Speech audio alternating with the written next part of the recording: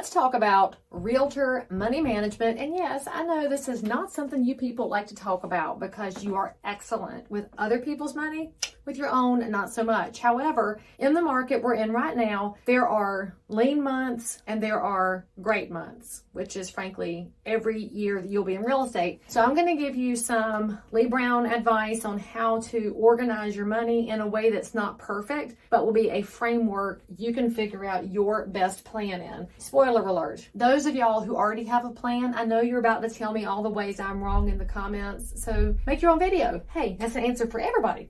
Okay, so you're new to real estate. I want you to do the following. We're going to open up 4 accounts, all right? So 1, 2, 3, 4.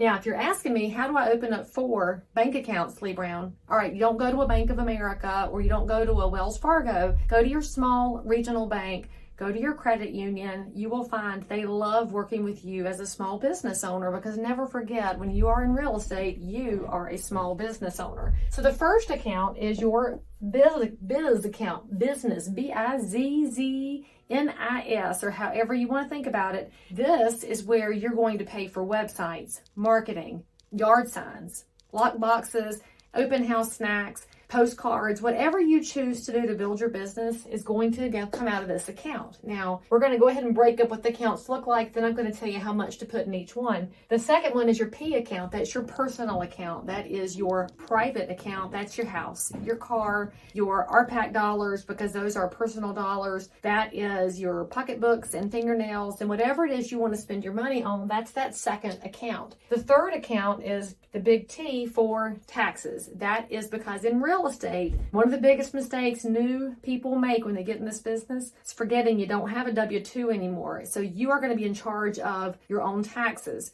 Because we are 1099s, you pay quarterly taxes. So every quarter, you're going to have to send some estimated money to the government. And then at the end of the year, when you file, you'll be either adding to it for what you didn't do enough or getting back what you put in. But you better put some money in. Remember as well here too, if you live in Tennessee or Florida, you can start laughing at all of us who pay state income tax because you don't have a state income tax. And we're jealous. We know it. North Carolina, like many other states, is a state income tax.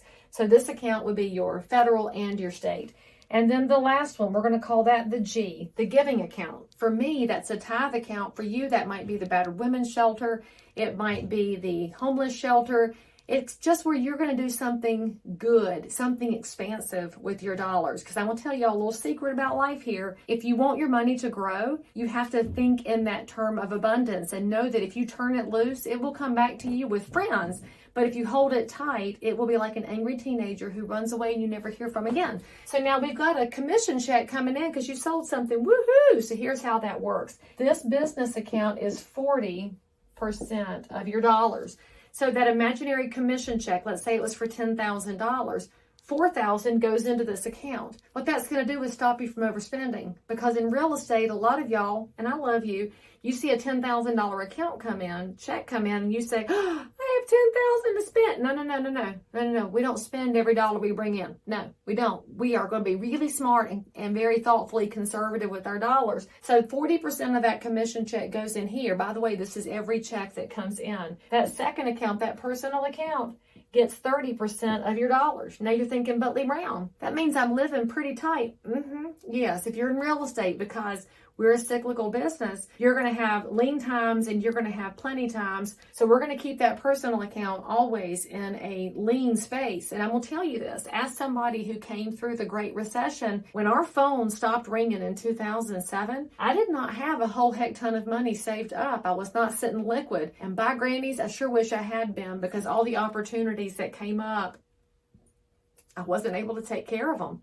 Now, we had our house paid for, didn't lose my house, but I watched a lot of great investments go by, and my goodness, if I look back at 2008, 9, 10, 11, if I'd have bought all those $25,000 houses now, I'd be sitting pretty and probably not making videos for y'all. But here we are. That tax account, I'm putting 20% in it. Now, as I mentioned, I may owe something to the government at the end of the year, but that's going to allow me to at least budget for the ups and downs of real estate. The reason I stick with 20%, you'll find this as a 1099. You want to talk to your tax attorney or your tax advisor, your CPA, ask them about whether or not your business should be set up as an S Corp, C Corp, or LLC. I am not qualified to answer that for you, but I'll just tell you, ask the question, because whenever you are a business owner, there are ways that you can be set up that are within the tax law that might benefit you and might not. So go check into it, but that's going to have me in the ballpark. Now I'm going to give y'all a little secret here, so lean in. If your money is tight and you have to choose between Peter and Paul, and Peter is the federal government and Paul is the state government, pay the state DOR first and then pay the feds.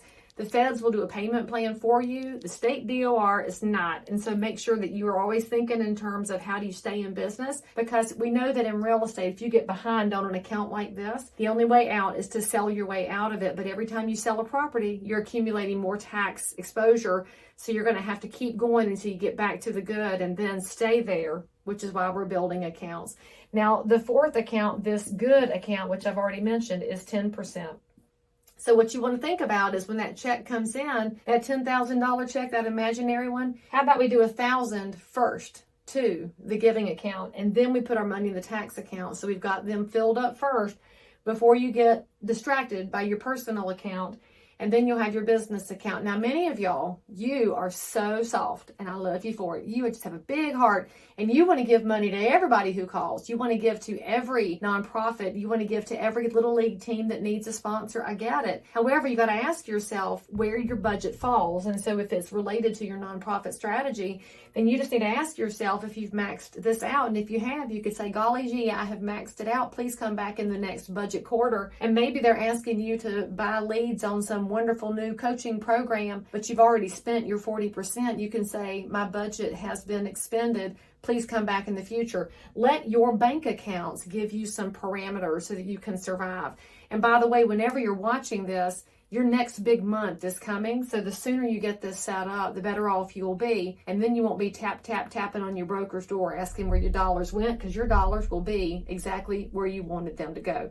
For more information about getting your business set up well, you can check out these links over here. Come look at Leigh Brown University, where I'll give you all the tips and tricks from somebody who survived just a couple of decades in this business, because we need you to survive so you can take care of our neighbors into the future.